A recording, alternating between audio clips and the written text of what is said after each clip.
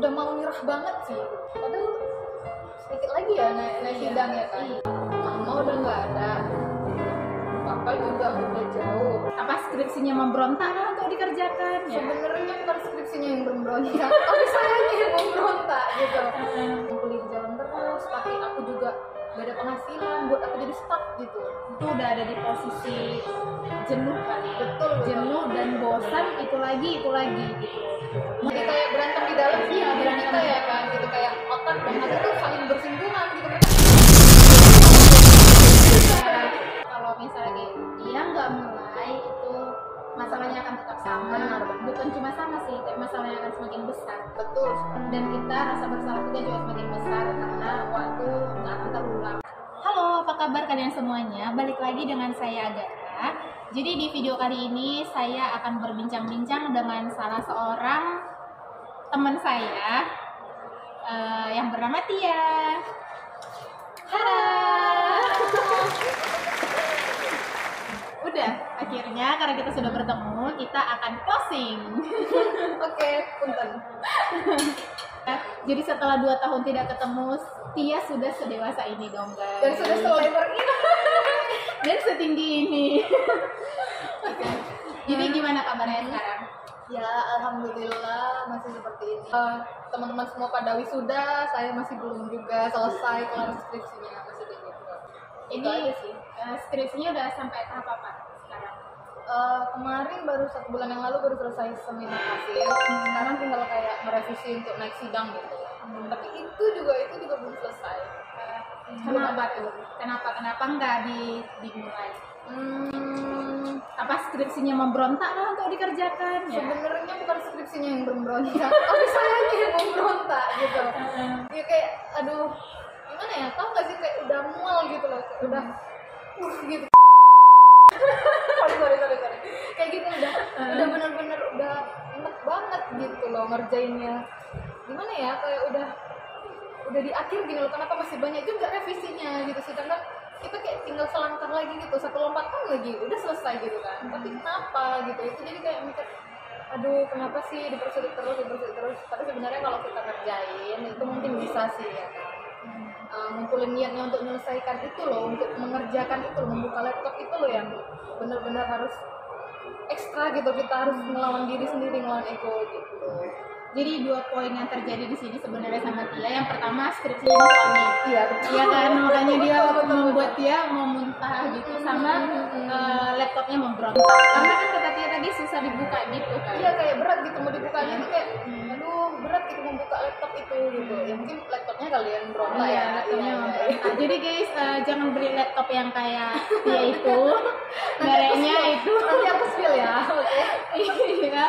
Karena itu membuat kita itu lulusnya lama gitu. Laptopnya memberontak. Kita udah punya niat untuk ngerjakan tapi laptopnya tidak mau dibuka. Iya. Itu Bisa jadi sih ya. Jadi teman-teman, aku itu stambuk 16. Aku angkatan 2016. Angkatan kalau udah tamat kali ya. Stambuk ya. Aku stambuk 16. Dan sekarang udah 2022. Udah berapa tahun coba? Udah 6 tahun ya? Udah jalan 6 tahun ya? Mau 6 tahun ya kan? Ya ampun, aku belum kelar-kelar teman-teman. Tolong dibantu ya guys. Iya. Sumbangannya, dananya nanti taruh OVO-nya di bawah ya. Nanti aku sertain ya. Jadi OVO di sini, dana di sini. Iya. Terus itu kita serius ya, memecahkan masalahnya nih. Apa yang membuat dia itu mengalami kesulitan untuk memulai mengerjakan skripsi? Sebenarnya sih gini, kayak kalau dari kasusnya dia kan kayak udah kelamaan gitu ya, udah basi gitu.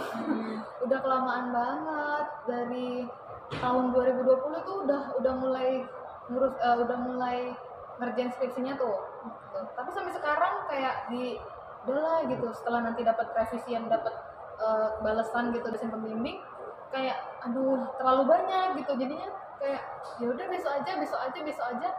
Sebenarnya aku tuh pribadi memang orang dengan tingkat prokrastinasi yang tinggi ya, mungkin karena itu juga gitu.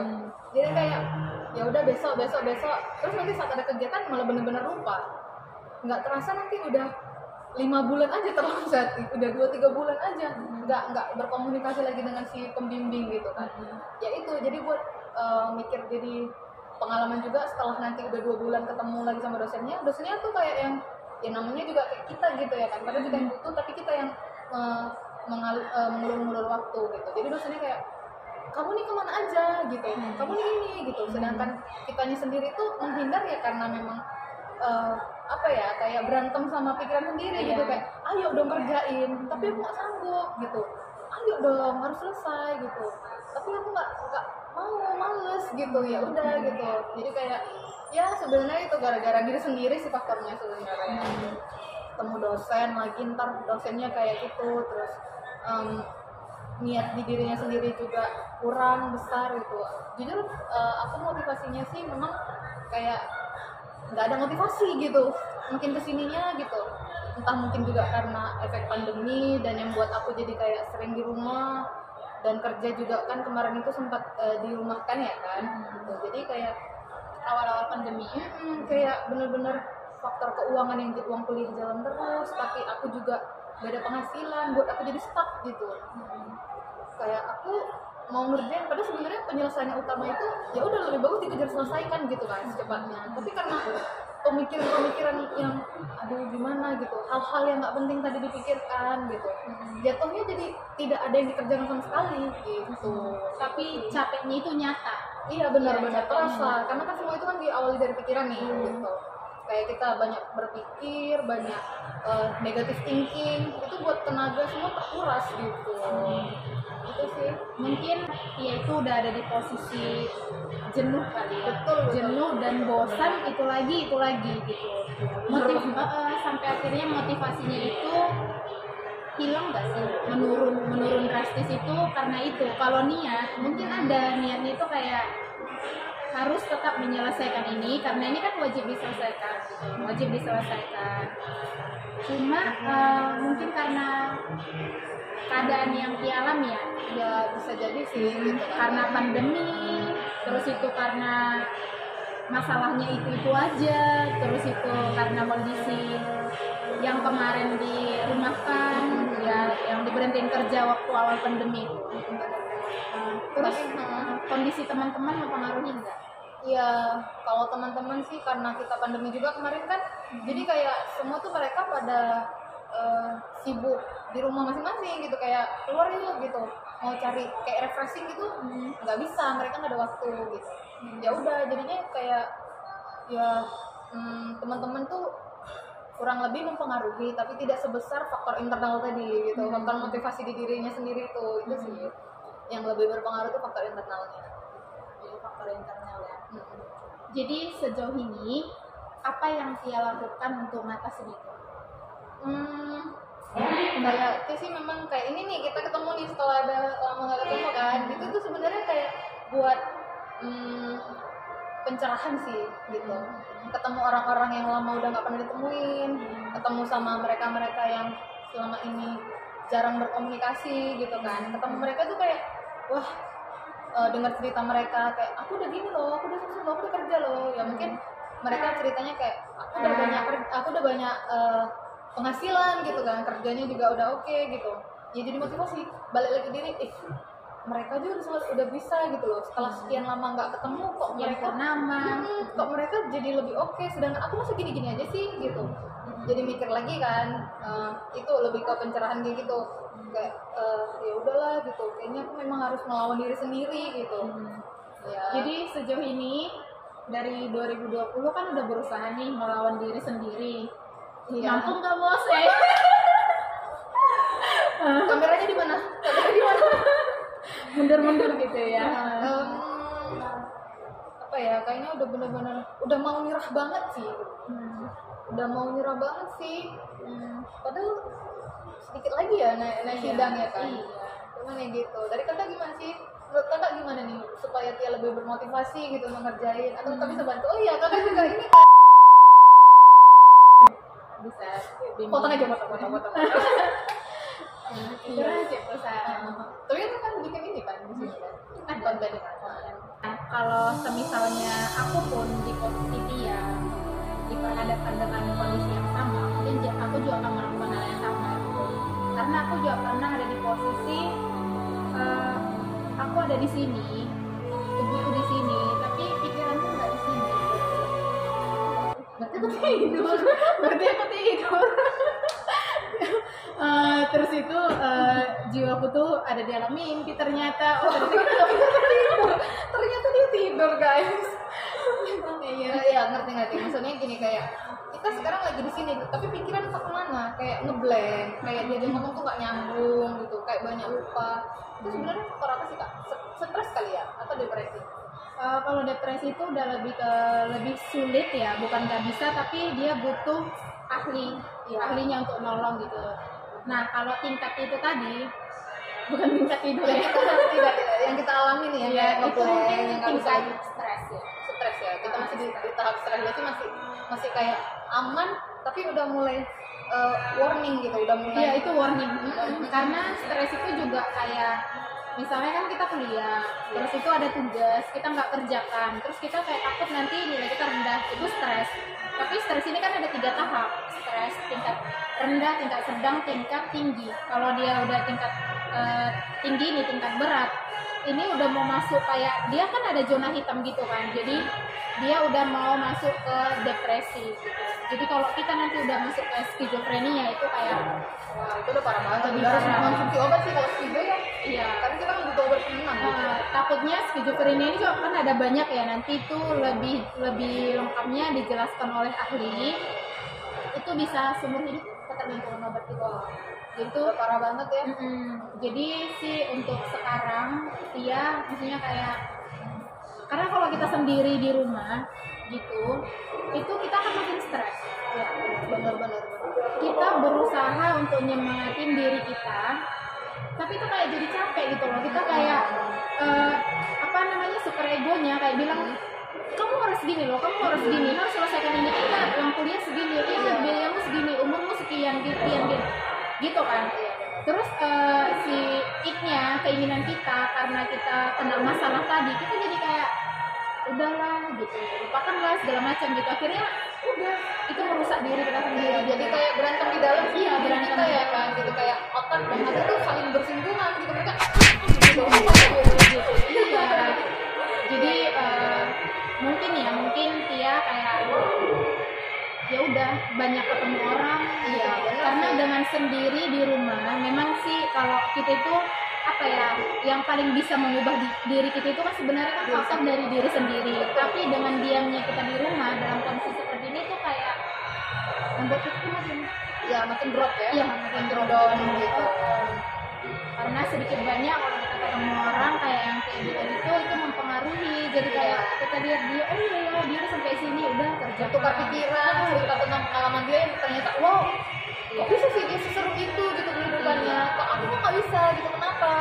Mungkin aku coba melangkah kali ya, mungkin aku harus coba pilih jalan yang mirip-mirip dengan dia nih, mungkin gitu. Jadi kayak lebih motivasi orang, dengan ketemu orang itu kita kayak dapat motivasi gitu. Jadi ini serius ya. Kalau misalnya aku pun diperhadapkan dengan kondisi yang sama dengan Tia, mungkin aku juga akan mengalami hal yang sama juga, melakukan hal yang sama, diam di rumah, stres, terus mungkin akan minder ketemu orang. Bener. Jadi kayak lihat orang udah sampai mana itu, aku jadi makin minder, akhirnya makin sembunyi gitu. Terus itu melihat orang itu makin udah gimana, kita jadi makin takut lah. Ya, kayak lebih makin introvert gitu, kayak makin terasa kayak terkucilkan dengan diri sendiri gitu, kayak diri sendiri sebenarnya membuat kita tuh kayak aduh, aku ini bukan apa-apa, aku ini apa, aku siapa, aku di mana, Kamu di mana? Iya gitu. Dan sedikit cerita, kemarin waktu zaman pandemi itu yang lagi parah-parahnya karena stres gitu, juga dengan perubahan pola hidup yang awalnya memang rutin kerja kampus terus di rumah aja gitu, jadinya makanannya juga kurang sehat. Kemarin dia sempat yang jerawatan banget, itu nggak tahu nggak sih? Tahu. Dia bener-bener jerawatan yang wah, udah tadi faktor yang udah nggak kerja, terus skripsi nggak kelar gitu, ditambah lagi dengan breakout yang parah, itu bener-bener buat aku jadi makin narik diri gitu, buat jadi dia yang ketemu orang bahkan beli nasi gitu kan, beli nasi deket rumah gitu, tetangga kayak ngomong, loh kok udah kayak gini tuh kamu sekarang, loh kau segini kan gitu, kok berubah gitu loh, kok udah beranak kayak gitu. Dan mereka itu nggak menyadari bahwasanya kata-kata mereka itu memasuki. Iya benar. Sedangkan di rumah tadi untuk membeli nasi keluar aja kita udah lagi berjuang nih, berdamai untuk diri sendiri dan bantuan masker untuk pergi keluar, ternyata kita menerima kata-kata di luar kayak gitu. Untuk teman-teman semua tolong jangan ada yang ngejudge kalau kayak dengan orang-orang jerawat gitu, kalian langsung kayak, apalagi udah orang yang udah lama nggak ketemu terus kalian body shaming gitu kayak, wah gendut terus ya sekarang, wah kok jerawat terus gitu. Jangan kayak gitu. Lebih bagus kayak memang kalau pertemuan pertama setelah sekian lama ketemu, apa kabar kok lama nggak kelihatan, ini gitu aja gitu kan. Karena kita nggak tahu kondisi pikiran seseorang itu gimana gitu kan, kondisi mental mereka itu gimana gitu. Jadi lebih bagus kayak tolong hindari kata-kata yang ngejudge gitu, yang body shaming itu tolong banget. Iya, karena kita nggak tahu kondisi seseorang itu sedang ada di posisi apa. Itu betul. Lebih baik itu memuji, tapi jujur ya. Iya, Maksudnya jangan memuji, fake. wah jangan fake, kayak misalnya kita udah tahu tuh mukanya jerawatan terus kita bilang cantik, itu udah fake gitu. Tapi kalau misalnya dia lagi jerawatan nggak usah dibahas jerawatnya, tapi bahas mungkin bajunya, di matching ya sama jilbabnya. Tapi itu yang benar-benar gitu, atau sepatunya cantik ya warnanya, udah. Atau gini sih, kayak nggak usah jauh-jauh, tanya kabarnya aja, gimana kabarnya gitu. Saat seseorang benar-benar lagi, mungkin kita nggak tahu kondisi mentalnya sedang bagaimana gitu kan, atau orang yang memang sedang down, saat ditanya apa kabar, gimana kabarmu, mama kamu udah nggak ketemu. Apalagi kalau kita memang ngerasa pernah deket sama dia gitu kan, dalam hal ini aku rindu lah sama gitu, itu kayak ngerasa dia ditarik gitu loh, dari lembah kegelapan gitu ditarik loh gitu, karena merasa kayak, wah ternyata dia peduli, ternyata dengan aku menarik diri gini ada yang keceriaan aku gitu.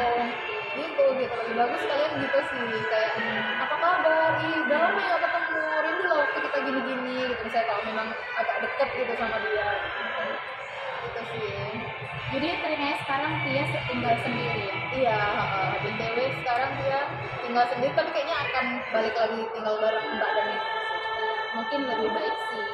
Iya. Lumayan berat yang Tia alami sekarang tuh, walaupun orang itu nggak lihat gitu, tapi kan terasa ya dari segi pekerjaan, dari segi kuliah, teman-teman yang udah sebagian udah selesai meskipun dengan ininya masing-masing ya, gitu ya. Dan meskipun sebenarnya masih ada ya teman-teman yang belum selesai juga gitu, tapi apa namanya,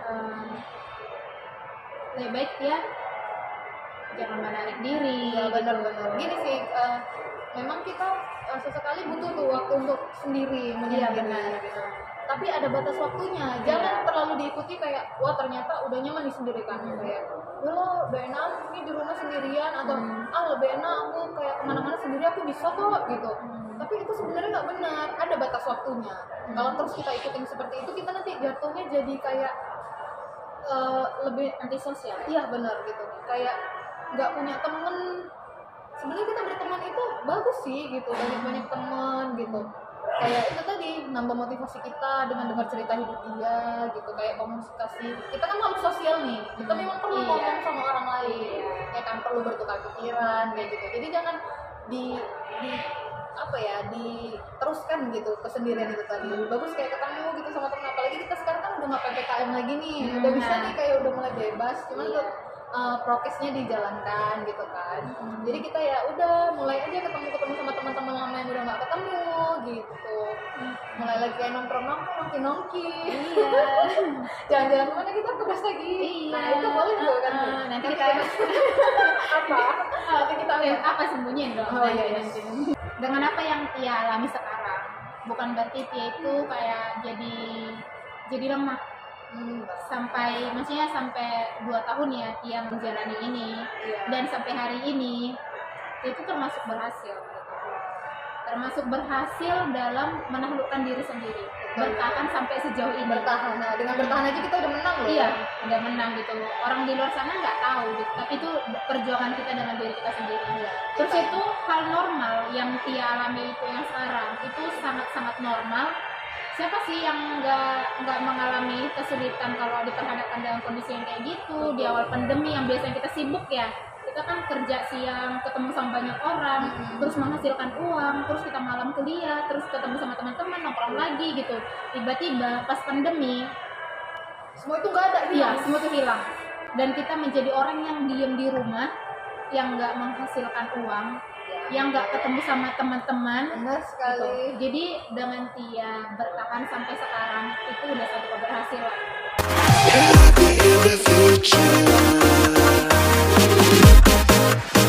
Terus sebenarnya Tia ini orangnya apa ya, ceria.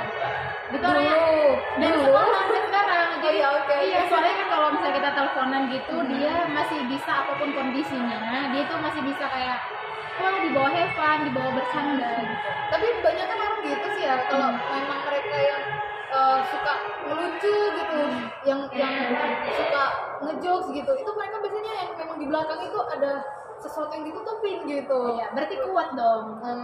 Ya kita kan nggak tahu dia di belakang gimana ya. Iya. Entah dia minum ya. minum silakan. Oh ya ampun. Jadi teman-teman kalau misalnya nanti ada yang punya cerita sendiri, boleh nanti kita kayak sharing gitu, kayak cerita-cerita di komen tuh, ntar kita kakak Merli Agatha bisa ngasih solusi mungkin, Ya, sharing-sharing ya kan, lah ya. sharing gitu, kita bicara. Jadi sebenarnya kalau misalnya kita kupas kehidupan orang nomor satu, banyak kok yang sedang bersembunyi. Betul. Karena pandemi ini tuh banyak loh orang yang Lebih menarik diri, menutup. Iya, itu banyak sih. Gitu. Cuma karena kita dengan diri kita aja yang ketemu, kita merasa kayak kita lah yang paling kayak aduh sedang kayak gini. Kita yang paling terpuruk. Karena kita nggak tahu cerita orang. Mereka bisa jadi mereka menutupi ceritanya, mereka nggak menampakkan itu gitu. Ya itu kita memang jangan pernah ngejudge orang gitu sih. Jadi menurut Tia nih, apa tantangan terbesar dalam hidup Tia? Kalau tantangan di hidup sih mana ya? Awalnya tantangan hidup itu cuma perkara keluarga yang broken home. Semakin kesini peralihan dari remaja ke dewasa itu tadi, wah banyak banget sih, kayak masalah emosi aja itu udah jadi tantangan gitu. Kayak kita yang dulunya kayak dapat apapun dapat gitu, apapun keinginan kita dikasih sama orang tua gitu, mungkin kayak mau ini merengek dikit dapat. Sekarang mungkin dewasa kita harus ngurusin diri sendiri gitu, kita harus kerja cari uang, harus membiayai diri sendiri, apalagi sekarang dia orang tua mama udah nggak ada, papa juga udah jauh, jadi kayak bener-bener apapun itu harus mikirin sendiri. Kayak untuk beli perlengkapan mandi aja kayak sampo, odol, sabun kayak gitu-gitu, itu tuh kaget, kayak aku dulu nggak pernah loh, setiap aku mau mandi ada di kamar mandi gitu kan, apapun itu. Sekarang aku beli sendiri, itu aja sendiri udah buat kaget gitu, kayak wah ternyata aku harus belanja ya, ternyata gini nih jadi dewasa, harus membiayai diri sendiri gitu, harus tahu apa yang diperlukan untuk diri sendiri gitu. Terus melawan diri sendiri tadi, malas ini, aduh susah banget malas ini dilawan ya, kayak mau ini mau itu gitu, cuma rencana aja, untuk bergeraknya itu berat banget. Faktor di diri sendiri malasnya ini tadi yang jadi pengaruh terbesar. Terus gimana solusinya? Gimana Tia ngadepinnya? Sadar diri sih, lebih mendekatkan diri sama Tuhan gitu, kayak sadar aku tuh di usia sekarang itu tugasku apa gitu. Aku di usia sekarang, apalagi yang masih ada orang tua, masa orang tua aku semakin tua nih, masa aku nggak jadi apa-apa gitu, aku nggak bisa ngasihin apa-apa gitu. Jadi lebih sadar, kayak coba lihat sekarang orang tua kalian sudah lebih berumur, sudah makin nampak ribut-ribut di wajahnya gitu. Kalian juga harus lihat, wah kayaknya aku harus mencapai sesuatu nih sebelum terlambat gitu. Solusinya sih lebih ke sadar diri dan mendekatkan diri kepada Tuhan, serta lebih sayangi orang tua kalian gitu. Jadi udah termasuk sekalian pesan lah ya. Iya. Iya, udah sekalian pesan ya. Ya itu sih Kak. Iya ya. Karena kita karena tahu sadar direkam, jadi kita nggak tahu ya kan. Iya, makanya tolong dong kalian kesana dulu. Tolong ada tutup mata. Di planning dalam waktu dekat ini untuk skripsi gimana nih? Karena kan kalau misalnya kayak dia nggak mulai itu masalahnya akan tetap sama. Benar. Bukan cuma sama sih, tapi masalahnya akan semakin besar. Betul sekali. Dan kita rasa bersalah kita juga semakin besar karena waktu nggak akan terulang gitu. Akan terbuang sia-sia. Iya, akan terbuang sia-sia. Jadi kita akan disalahkan sama diri kita sendiri. Nah, planning ke depan apa yang akan Tia lakukan khususnya dalam skripsi? Iya, kalau skripsi sih Tia mungkin pulang ini nanti langsung buka laptop ya. Yang berat tadi akan Tia pasang gitu, buka. Akan hidupkan on, buka skripsinya. Kalau udah terpampang di depan muka, mungkin kayak ya udahlah pelan-pelan dibaca ulang. Itu saat udah mulai baca itu tuh kayaknya oh ternyata aku nih yang salah ya, ternyata yang salahnya aku di sini ya. Itu udah mulai bisa sih gitu. Yang penting memang mulai membuka laptopnya itu. Dan tahu nggak pas dibuka di laptopnya dipaksa itu akan terjadi. itu Laptopnya rusak. itu jadinya gini, ada senang dan sedihnya gitu.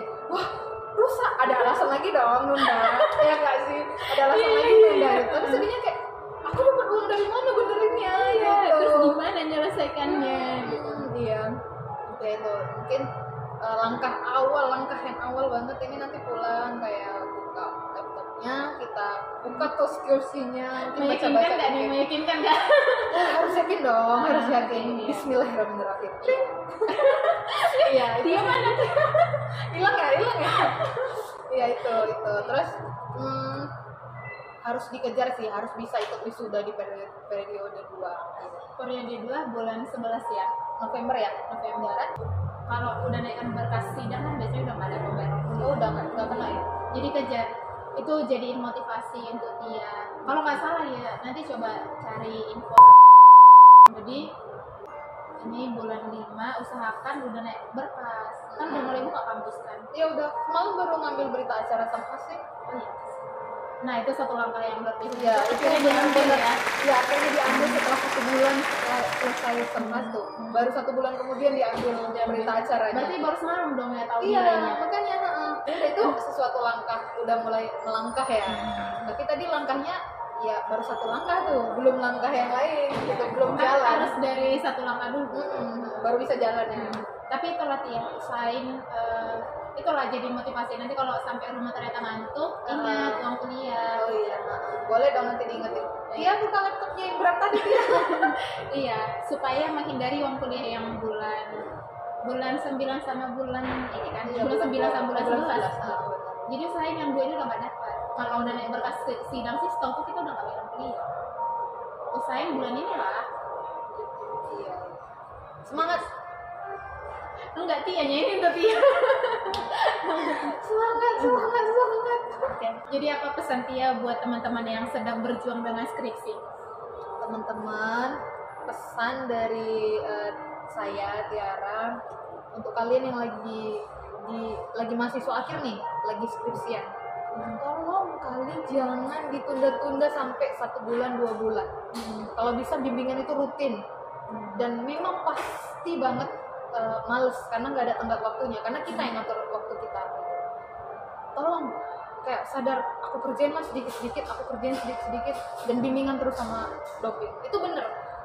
Mungkin kata-kata ini bakalan kayak kalian anggap lalu. Kemarin juga saya gitu. Teman-teman kakak-kakak angkatan cutting bilang jangan sampai dibiarkan terlena gitu, biarkan aja, jangan. Setelah saya ngerasain gitu, nggak terasa 2 tahun loh saya terbengkalai skripsi itu gitu, kayak Padahal uang kuliah berjalan. bener gitu, pergerakan itu lambat banget, lebih lambat dari siput gitu. Jadi jangan, gimana tuh? sangat lambat. Jadi tolong jangan, untuk kalian kejar terus. Bener, ini kata-kata aku akan bermanfaat kalau kalian nggak bermalas-malasan, nggak membiarkan itu gitu. Kejar terus, karena nanti kalian akan nyesel, akan ngerasain apa yang aku rasain sekarang setelah nanti udah telat teman-teman udah pada wisuda, udah S2, sedangkan saya masih stuck di sini, belum sidang-sidang gitu. Itu sih buat teman-teman. Jadi memang rasa malas itu kayak apa ya? Jangan menyepelekan rasa malas. Iya. Karena dia tuh kayak dia nggak terlihat, dia kayak angin, tapi dia terasa. Terus itu kalau misalnya kita manjakan dia, itu jadi kayak bumerang sama kita gitu. Benar.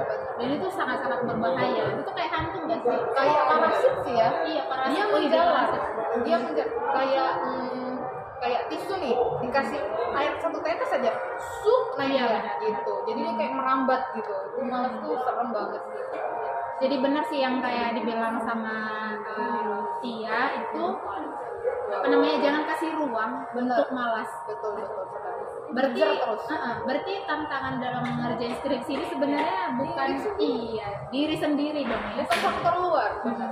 Faktor diri sendiri. Diri sendiri melawan ego ya. Melawan malas, melawan rasa kita malas. bisa memanage waktu kita sendiri. Tapi ternyata untuk konten mengatasi rasa malas dalam mengerjakan skripsi, aku ada buat loh di konten sebelumnya. Tonton dong. Tia tonton dong. Iya tonton ya. Oke. Karena itu manajemen waktu salah satunya. Benar. Jadi apapun itu sebenarnya bisa kita lewati, yang penting hadapin aja. Oke. Ya. Oke, jadi sekian bincang-bincang kita hari ini. Semoga bermanfaat bagi teman-teman sekalian, dan untuk Kak Tia juga semoga beneran ya nanti dia sampai rumah udah mulai fighting lagi, terus semangatnya bangkit lagi. Iya. Untuk semua masalahnya semoga cepat selesai, menemukan solusi. Masalah di diri sendiri nih ya, masalah menghadapi males ini tadi, semoga cepat teratasi ya. Makasih. Dan semoga cepat lulus. Iya, makasih Kak. Iya, tapi nanti kalau misalnya Tia mau main ke rumah nggak apa-apa. Oh iya. Terbuka pintu. Nanti main-main aja ke rumah. Oke, buat teman-teman juga yang udah menyisihkan waktunya untuk melihat kita, terima kasih banyak. Mendengar ceritaku yang bukan apa-apa ini, Yang akan jadi apa-apa. Amin ya Allah. Oke, udah closing lah ya. Jangan lupa teman-teman untuk di subscribe teman-teman channelnya Kak Agatha, dan like serta komennya ditunggu nih. Banyak-banyak komen di bawah ya. Kami tunggu. See you. IG-nya Tia apa IG-nya? Mau disematkan nggak? Oh, IG boleh sih, media tapi pasti juga nggak ada yang mau ini ya. Ayo, nggak ada ya? Nggak ada ya. Sematkan aja, Ya. mau sematkan. Dengan percaya diri saya mengatakan bahwa nama IG saya itu Tiara Habibah, gambarnya panda. Kalian kalau yang penasaran, yang mau berteman boleh, yang mau sharing kayak, hai Kak, aku juga ada kendala yang sama, yang mirip-mirip tuh, bisa nggak Kak? Kira-kira apa sih Kak sebenarnya penyebab awalnya gitu, pengen tahu gitu, boleh nanti ke IG ku aja. Yang mau kenal.